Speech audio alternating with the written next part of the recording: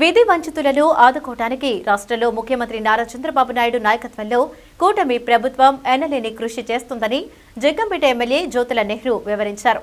రాష్ట్ర ప్రభుత్వం ఆదేశాల మేరకు నియోజకవర్గ కేంద్రం జగ్గంపేటలో వికలాంగులకు ఏర్పాటు చేసిన దివ్యాంగ శక్తి ప్రారంభోత్సవ కార్యక్రమానికి ఎమ్మెల్యే నెహ్రూ ముఖ్య అతిథిగా విచ్చేసి మాట్లాడారు.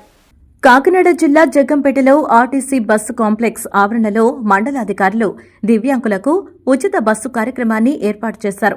దివ్యాంగులకు ఏర్పాటు చేసిన ఈ దివ్యాంగ శక్తి పథకాన్ని జగ్గంపేట ఎమ్మెల్యే టీటీడీ పాలకవర్గ సభ్యుడైన జ్యోతుల నెహ్రూ ముఖ్య అతిథిగా విచ్చేసి ఆయన చేతుల మీదుగా రిబ్బన్ కత్తిరించి లాంఛనంగా ప్రారంభించారు.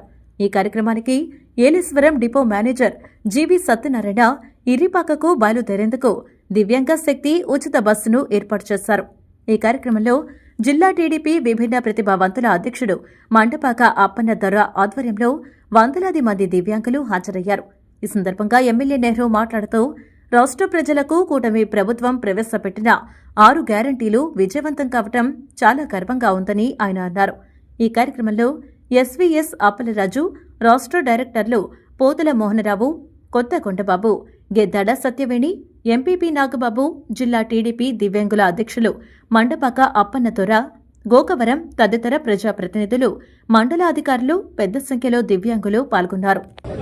దివ్యాంగులు ఎవరైతే ఉన్నారో ఆ దివ్యాంగ సోదరులందరికీ కూడా మళ్లీ ఉచిత బస్సు సౌకర్యాన్ని కల్పించాలి. వాళ్ళు ఎక్కడికి వెళ్లాలనుకున్నా సరే ప్రయాణ సౌకర్యం ఉచితంగా చేయాలి.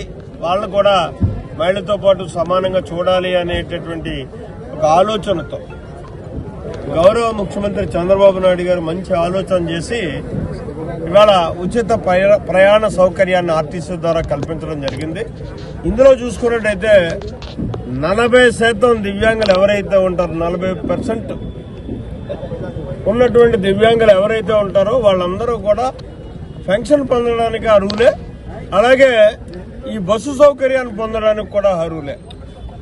అంతేకాకుండా 70% ఉన్నవాళ్ళు కానీ అసలు మనిషి యొక్క సహకారం లేనటువంటి, సహాయం లేకుండా బయటికి రాలేనటువంటి వారు ఎవరైనా ప్రయాణం చేయాలనుకున్నా వాళ్ళకు కూడా అటెండర్ని ఇవ్వడం జరిగింది.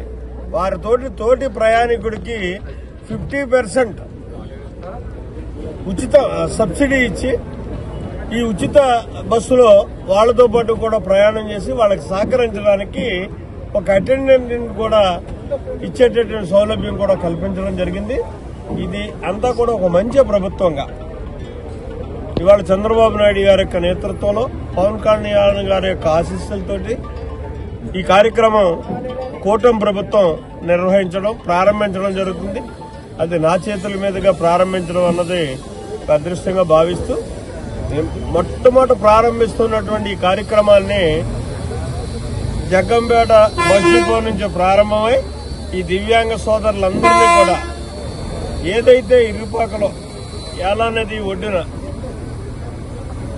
శివకేశవుల క్షేత్రం ఉందో ఆ క్షేత్రానికి తీసుకెళ్లి ఆ క్షేత్రాన్ని దర్శింపజేసి తొలిసారిగా అక్కడ భోజన సౌకర్యం ఏర్పాటు చేసి వాళ్ళకి అక్కడి నుంచి మళ్లీ తిరిగి తీసుకొచ్చి ఈ బస్ డిపోలో దింపడం జరుగుతుంది.